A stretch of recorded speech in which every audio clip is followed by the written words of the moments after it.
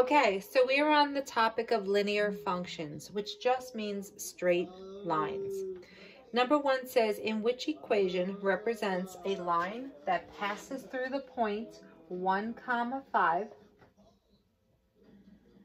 and then has a slope of -2. Now, the equation of the line that I usually use is not y equals mx plus b. It is y minus y1 equals m parentheses x minus x1. You will see that I will use this formula instead of y equals mx plus b. Now, you could use y equals mx plus b, but I prefer to use this. Anytime they give you an actual point, they are actually giving you that the x1 value is 1 and that the y1 value is 5. That's what they're giving you when they give you a point. And the slope is the m value. So the m value is -2. So when you fill it in, it is y minus the y1 value equals -2 times the x minus x1 value. You can technically leave an answer like this. This is the equation of the correct line. But because this is multiple choice, they actually want you to solve for y. So the left side is y minus 5. The right side distributes into -2x plus 2. But when you add 5 to the left, you just have a y there. And when you add 5 to the right, you end up with a +7. So this is what the multiple choices actually look like. All right, question number 2. It says, a line that has a slope of 3/4. So I'm gonna write down that the slope is 3/4. It then says, and it passes through the point -8, 4. Write the equation of this line in slope-intercept form. So now there's 2 things you need to know. First, when they give you a point, they are giving you the x1 value as -8, and they're giving you the y1 value as +4. So my version of a straight line is y minus y1 equals m parentheses x minus x1. That's the version I prefer to use. So when you fill in the information that is given to you in this problem, you have that y1 is 4. You have the slope is 3/4, because please remember the slope means that the m value is 3/4. And then the x1 value is 8. This is the correct answer, but it is not in slope-intercept form. Actually, this format is slope-intercept form. So I'm going to label it here. This is called slope because you see the slope of -2. Intercept because you see the y-intercept in this problem as +7 form. So when you can actually see them, that's called the slope-intercept form. You know it as y equals mx plus b. So you have to memorize that slope-intercept form is this form. So let's clean it up. When you multiply by 3/4, you get 3/4 x minus 6 if you use your calculator. And then when you add 4 to the left, it will only have a y there. But if you add the number 4 to the right-hand side, you will end up with a -2. And this is the answer to the problem that they're looking for. That is slope-intercept form. Okay, my next one, which is problem number 3. This time it says, what is the equation of the linear function whose graph passes through the points -10, +6, and 15, -14? Now, The difference between questions 1 and 2 and question number 3 is question 1 and 2, they only gave you 1 point, but question 3, they give you 2 points. So the first point, I call it the x1, which is -10, the y1, which is +6, because that's the first point. But the second point that they give you, I just say, oh, x is 15 and y is -14. So it's the first point that's the x1, y1 for me. So I like my format of y minus y1 equals m parentheses x minus x1. And then I fill in to this formula what information I have. The y value is -14. The y1 value is 6. I'm not sure what the m is, but the x value is 15, and the x1 value is -10. If you clean up the left-hand side, -14 minus 6 on a calculator, you'll get -20. But if you clean up the right-hand side, 15 minus a -10 is actually 25. You can now solve for the letter m so that you can figure out what the slope is. If you divide both sides by 25, you will end up with the value of the slope. Of course, I'm going to reduce it, but that is the slope. And if you divide the numerator and the denominator by the number 5 so that you can reduce it to lowest terms, you will get -4/5 as the slope. Now, the question didn't ask for the slope. The question asked for the equation of the line. So I go back to my general format that I prefer to use. And this time around, I pretend that I do not see the second point. I only use the x1, y1, and I only use the letter m. So y1 is 6, m is -4/5, and x1 is -10. And although that is the correct answer, it is 100% right. I believe this is in a multiple choice format, and I think they clean this up a little bit. So even though that is the correct answer, you're going to have to match it up and clean it up too. So for problem number 3, when you distribute, and remember this is plus a positive, you're going to get y minus 6 equals -4/5. And if you use a calculator, it is -8. And I do have one more step. I'm required to add 6 to both sides of the equation. So if I add 6 to both sides of the equation, you're going to have just a y on the left, and adding 6, got the x, to the other side gives me -2. And this is the answer for question number 3. All right, we are up to question number 4. So I definitely want to erase this so I can finish one side of the paper before stopping the video.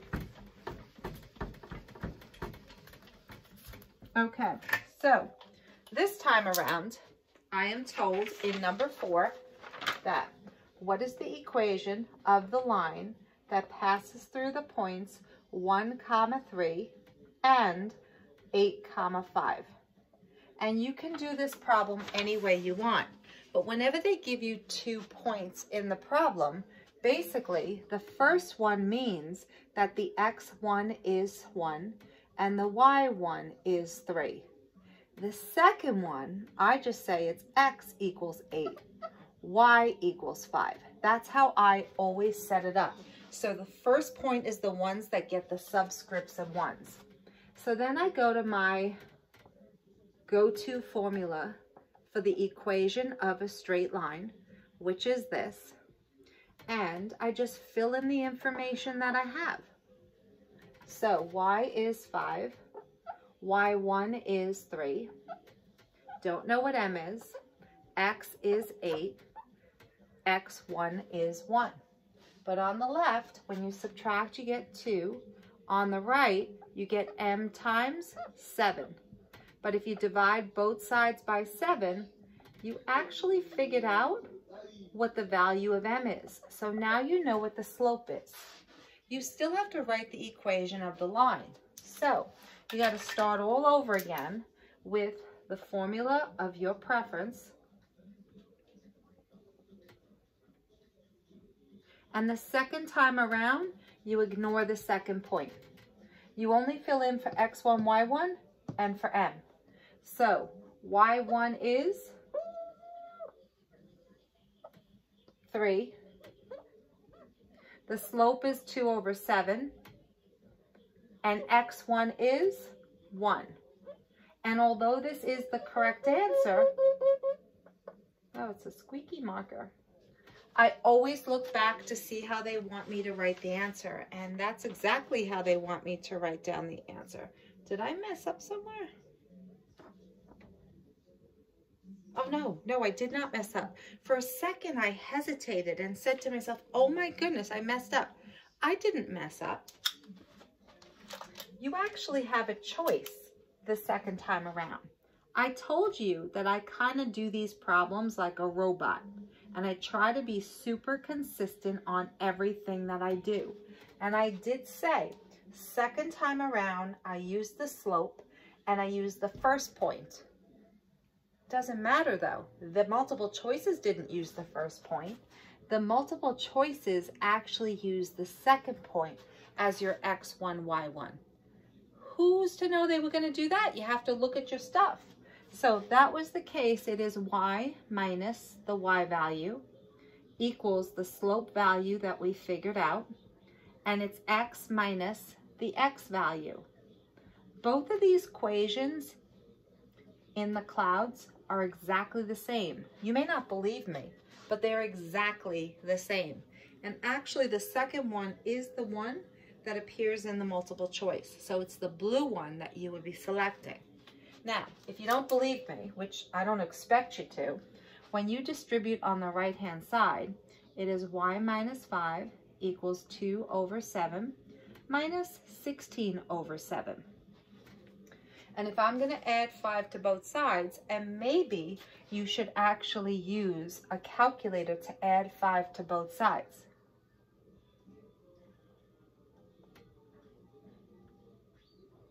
You're going to end up with 9 over 7. That's what you get if you use a calculator. Whereas on the pink side, if you distribute, you get y minus 3 equals 2 over 7x minus 2 over 7.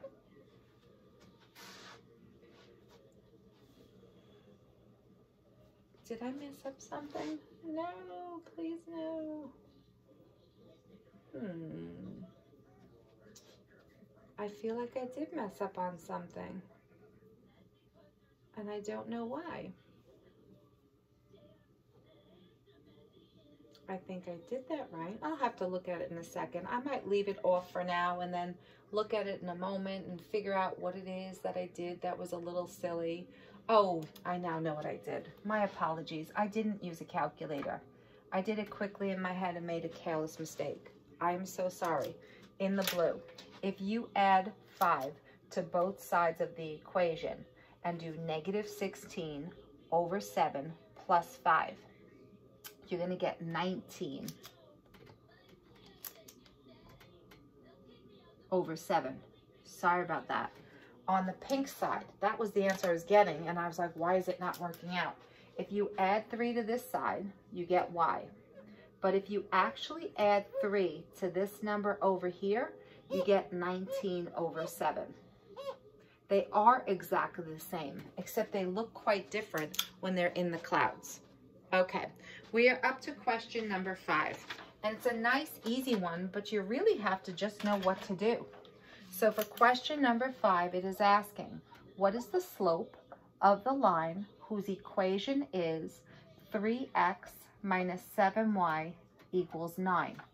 For you to pick out the slope and for you to pick out the y-intercept, you actually have to solve for y. So the easiest thing to do would be to add 7y to both sides, because then the y value would be on the right-hand side. So I have 3x and nothing else is equal to 7y plus 9. But I'm not done. I'm going to bring the 9 to the other side by subtracting it. When you subtract, they are not like terms, so you have to keep them separate from each other, but it is equal to 7y. And then you divide the entire equation, all three parts, by the coefficient to y, giving you on the left 3 over 7x, in the middle negative 9 over 7, and on the far right equal to y. The moment you have solved for y, the coefficient for the x is called the slope. That is 3 over 7. However, the constant is called the y-intercept, and that is negative 9 over 7. But the question just asked, what is the slope of the line?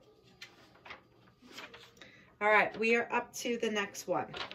Number 6 I can fit on this board. It says, what is the slope of the line represented by this equation? So this is the same concept as before. If you're going to pick out the slope, you have to solve for y. So the first thing I'm going to do is add 3x to both sides. When you add 3x to the left and add 3x to the right, you will end up with 2y is equal to, now they're not like terms, so you have to write them kind of separate, but join together with that plus sign. And in the end, to solve for y, you have to divide the entire equation by the number 2. So on the left, the division gives me y. The middle, it gives me 3 over 2x. And on the far right, it gives me positive 2. When it is in the form of y equals mx plus b, you know that the slope, which is m, is 3 over 2. And you know the y-intercept, which is b, is positive 2. And they only asked for what is the slope of the line. Okay, I'll see what else I can fit here. Number 7, change the color so not everything blends together. Question number 7 says, which of the following represents a line that is parallel to the x-axis? If anyone is talking about lines that are parallel to the x-axis, all I ever do is graph them. The x-axis is a horizontal line, so a parallel line would also be horizontal. So if I make up a horizontal line and say in choice A, y is equal to negative 5, this is the line y is equal to negative 5. This is the answer. This is the one that is parallel to the x-axis. But let me give you an example of the ones that didn't work.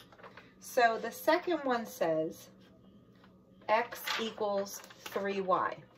Any equation that has 2 letters in it crosses both of the axes. It touches the x-axis and the y-axis. So when you look in the next one, part C has 2 letters in it. It's got to touch both this one and this one axes. And the very last one says x equals 3. So if you go on the x-axis to 3, the line you get is this. It is not parallel to the x-axis. It's actually parallel to the y-axis. Okay, we are up to number 8, switching it around a little bit, and I probably don't need much room, so I think I could fit 8 here. Number 8 says, which of the following equations represents a line that is parallel to the y-axis? So I label the x, I label the y, and this is my graph. If it's going to be parallel to the y-axis, it has to be another vertical line. So which one of the 4 choices gives you another vertical line? Well, choice 1 says y equals 4, which means go to the y-axis, go to 4, but this is the way you draw y equals 4. That's not parallel to the y-axis. That one's parallel to the x. The next one says y equals x. The line y equals x cuts right through the first and the third quadrant. That's not parallel to the y-axis. The next one says x equals 4. And when I graph x equals 4, you go to the x-axis, go to 4, and this is the line, x equals 4. This is the line that is parallel to the y-axis. So that takes care of question number 8.